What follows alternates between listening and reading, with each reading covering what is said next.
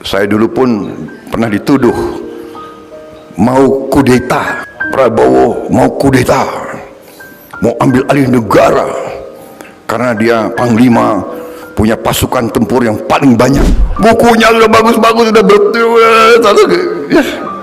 kalau saya, alhamdulillah, karena saya dulu dituduh mau kudeta, saya disuruh pensiun cepet-cepet, ya kan, masih gagah, bintang 3 pengen jadi bintang 4, nggak jadi-jadi, ya kan? Kadang-kadang kita tidak mengerti apa maksud Yang Maha Kuasa. Dan dulu saya agak dekat sama Gus Dur. Gus Dur itu, orang mau percaya nggak percaya, kadang-kadang punya sesuatu, bisa melihat jauh ke depan. Karena saya dekat sama beliau, waktu beliau presiden, saya sering dipanggil oleh beliau. Jadi waktu itu usia saya masih ya relatif muda, ya masih fit. Saya sebetulnya berharap dari Gus Dur, karena dia presiden dan dia tahu bahwa saya sebenarnya tidak bersalah. Saya berharap kalau bisa dia rehabilitasi saya, mengembalikan saya sebagai seorang jenderal. Sebetulnya harapan saya itu. Tapi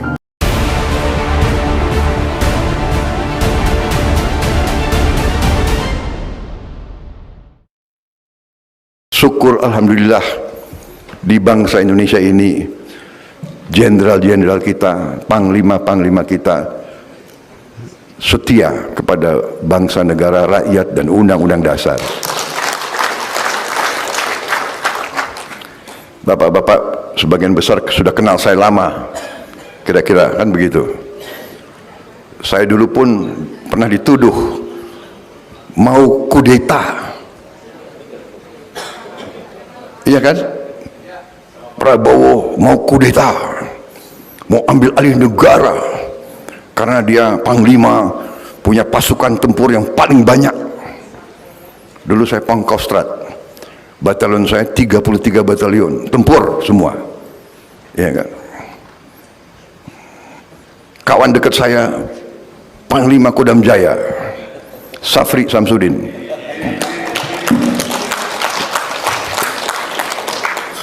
sampai sekarang masih kawan baik, masih membantu saya. Maksud saya mau cerita, ya kan, dituduh. Tapi saya bertanya, sejarah mencatat, apakah Prabowo kudeta atau tidak? Kan tidak. Dituduh mau, tapi tidak lakukan. Saudara-saudara, saya maju, saya menawarkan diri untuk berbakti kepada negara. Saya ingin diberi mandat, saya ingin untuk diberi kesempatan memimpin bangsa dan negara ini, karena saya merasa bahwa saya faham, saya mengerti apa yang sedang terjadi kepada bangsa kita ini. Saya faham bahaya-bahaya yang dihadapi oleh bangsa ini. Karena itu saya terus berjuang, tapi di atas jalan yang benar, di atas jalan undang-undang dasar. Saya datang di hadapan rakyat dan saya minta mandat. Kalau rakyat memberi mandat kepada saya siap bekerja untuk rakyat, untuk bangsa dan negara. Kalau rakyat tidak memberi mandat, ya tidak ada masalah. Dan saya sudah buktikan berkali-kali.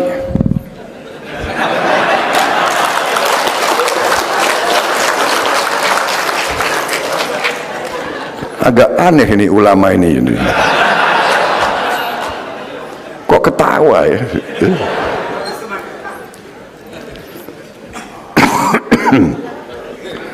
Iya kan? Jadi saya maju minta mandat, tidak dikasih, ya sudah.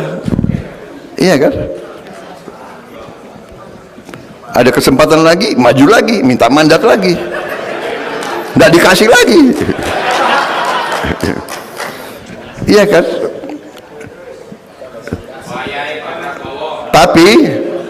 Tapi saya lihat, kok masalahnya masih sama ya. Masalahnya adalah kekayaan bangsa Indonesia tidak tinggal di Indonesia. Saya bikin buku, berapa buku saya buat. Saya bikin buku, menurut saya buku itu bagus, tapi nggak laku. Ini aneh nih, ulama kalau nggak laku dia ketawa lagi. Aduh, buku saya nggak laku, sedih dong. Jadi rupanya buku yang bagus memang belum tentu laku, ya kan? Saya belajar lagi, bikin buku lagi. Akhirnya karena mungkin nggak laku-laku, ya sudahlah. Aku bikin buku, aku bagi-bagi saja gitu.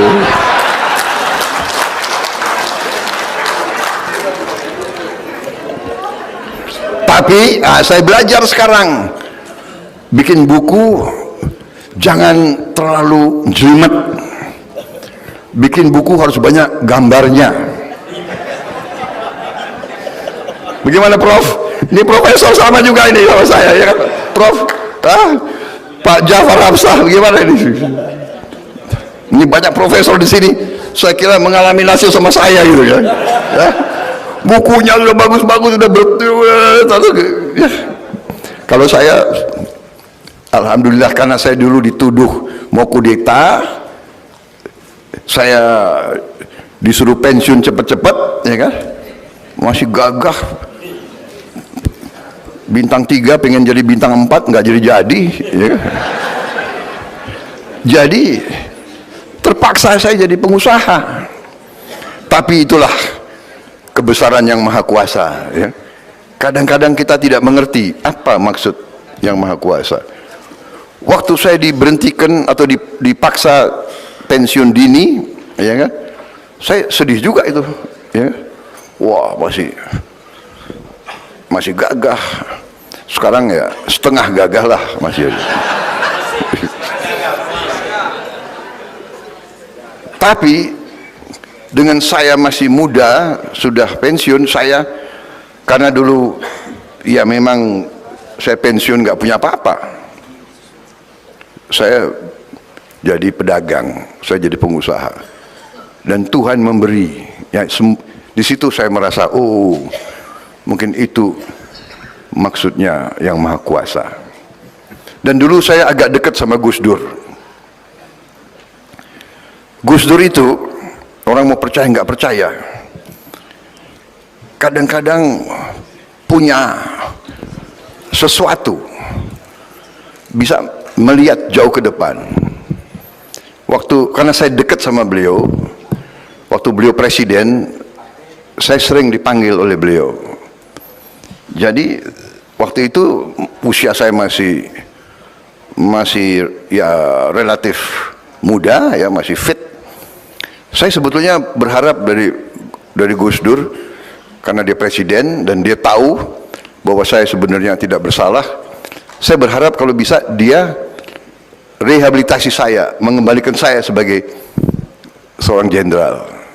Sebetulnya harapan saya itu. Tapi beliau panggil saya. Habis itu beliau punya satu teknik kalau mau kasih tahu. Beliau suruh saya ke Jawa Tengah, ketemu satu kiai yang beliau anggap agak punya kelebihan kemampuan. Prabowo kok menghadap kiai itu. Saya datang ke Jawa Tengah, saya menghadap kiai itu. Kemudian kiai itu mengatakan kepada saya, sudah Mas Bowo, udah ndak usah mikir lagi kembali ke tentara. Mas Bowo, jadi pengusaha saja. Lemes aku. Hah? ketawa lagi. Wah, aduh, ini memang ulama Indonesia ini. Kecewa saya, waduh, ya, masih menggebu-gebu kan, pengen gagah kembali Pak, kan saya enggak, dalam arti kan dituduh ini itu ini kan tidak terjadi. Sudah, habis itu saya kembali ketemu Gus Dur. Gus Dur kayaknya sudah tahu ya. Gimana Mas Bowo? Ya katanya suruh jadi pengusaha, Gus. Ya sudah, kamu pengusaha saja. Tapi ternyata ya mungkin itu yang menyelamatkan saya. Akhirnya saya jadi pengusaha. Tuhan memberi kebaikan-kebaikan, memberi rezeki yang baik, yang halal. Akhirnya saya bisa bantu banyak orang. Dan begitu saya agak lumayan, kembali lagi. Waduh, ini gimana? Bagaimana saya bisa mengabdi dan berbakti kepada negara? Oke, saya masuk politik. Disitulah saya mulai masuk politik. Saya belajar politik di Indonesia ini mungkin ilmu politik saya paling lama dan paling mahal. Kalau orang masuk kuliah belajar politik berapa? 4 tahun kan?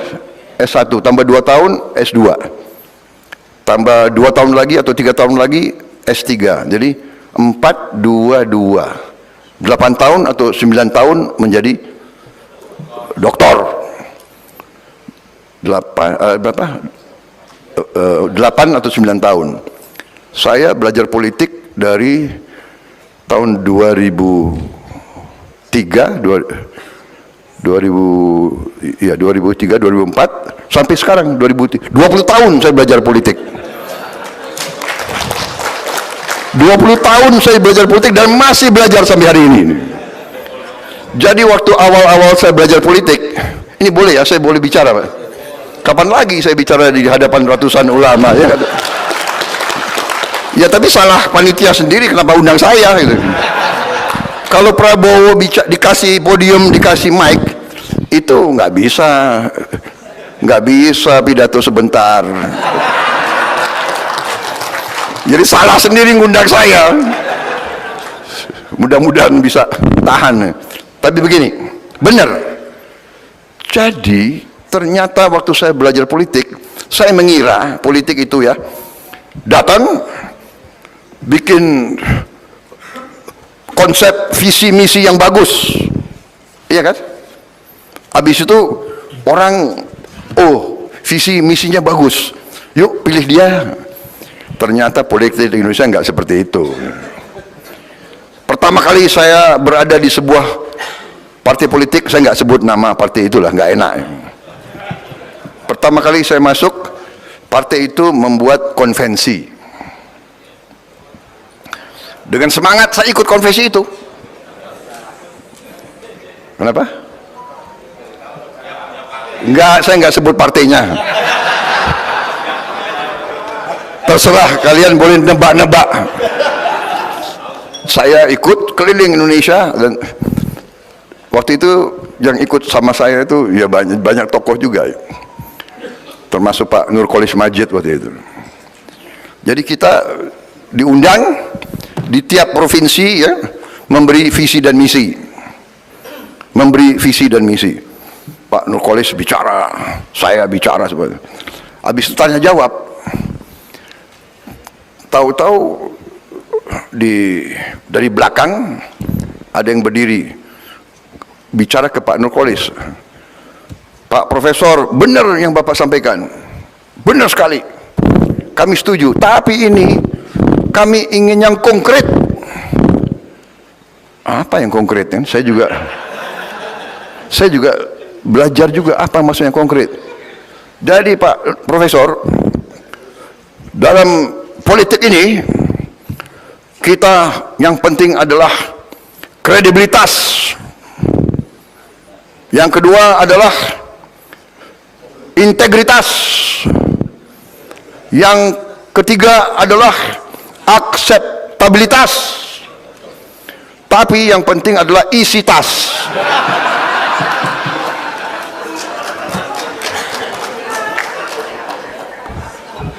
Pak Nurkolis kan orang profesor yang idealis, ya kan, marah-marah itu. Apa maksudnya? Oh, saya belajar. Oh, begitu.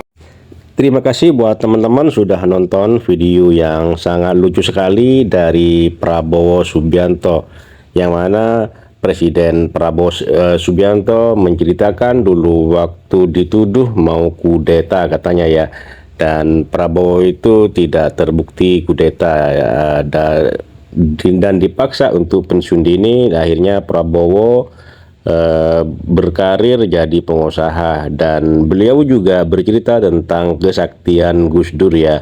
Jadi Prabowo itu berharap untuk nama banknya itu untuk dipulihkan kembali, biar bisa jadi jenderal. Akhirnya sama Gus Dur disuruh datang ke salah satu kiai di Jawa Tengah, dan akhirnya Prabowo datang.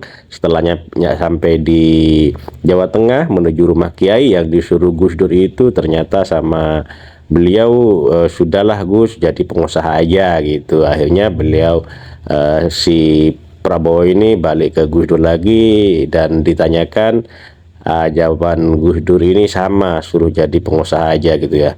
Dan Gus Dur itu inginnya jadi jenderal gitu ya. Akhirnya Prabowo berkarir ikut politik setelah jadi pengusaha sukses dan ikut partai politik, dan akhirnya maju jadi calon presiden. Akhirnya gagal, dan sekarang sukses menjadi Presiden Republik Indonesia. Terima kasih buat semuanya, sampai jumpa di video selanjutnya.